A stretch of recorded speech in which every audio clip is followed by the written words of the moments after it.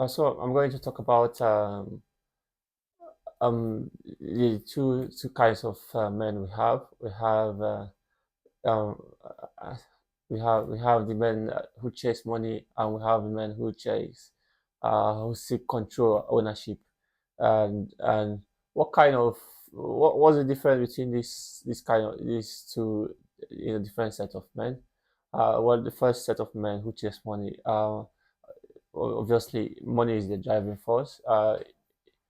Um, Money is the driving force. Everything they do is they have set out a goal to make money, make a certain amount of money, maybe to buy cars, buy houses, real estate, and all that.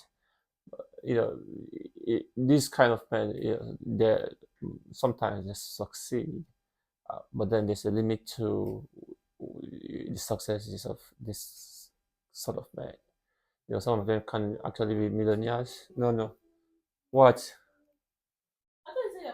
Some of them can actually be millionaires, and then but for the second kind of men, which are men, who seek ownership and control, money is actually not the driving force.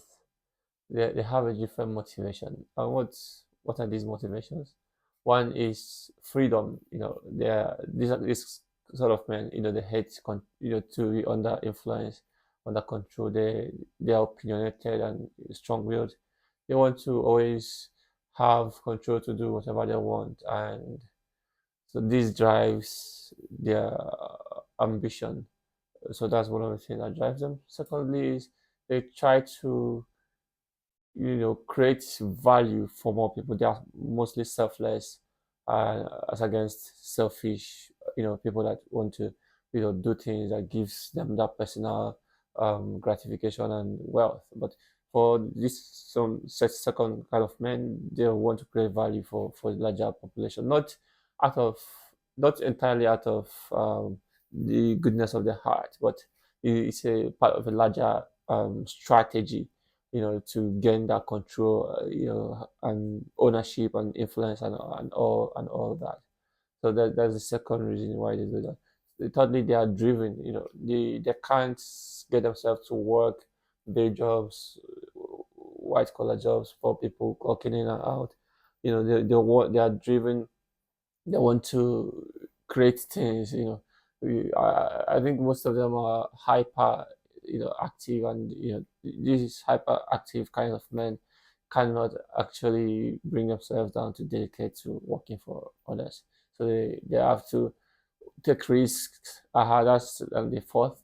They take a lot of risks to build something that maybe others are afraid to build, or others are neglecting.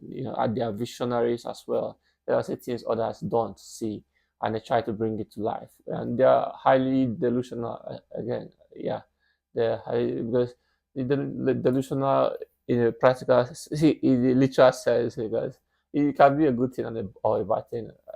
For this sort of men, it's a good thing because there's the certain level of delusion, where others feel, of course, they are delusional and stupid or crazy. But then it is men who think that way that create things that never exist. Because I'm sure that the Wright brother that built the airplane, everybody must have thought they were mad. Because what do you mean you want to build a flying a flying car? So stuff like that. It is those sort of men that are second sort of men, and ironically, they get to become billionaires.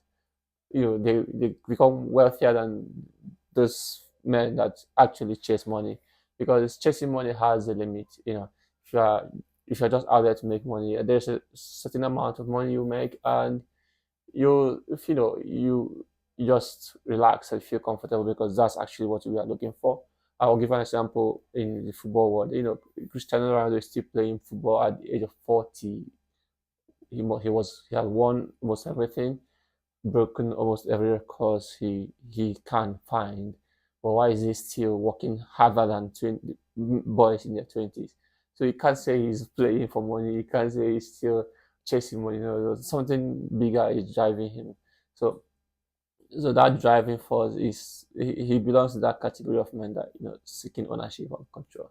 So something bigger drives them. Apart from the money. But for those sort of men, they always go on to become billionaires or multi-millionaires because they, oh,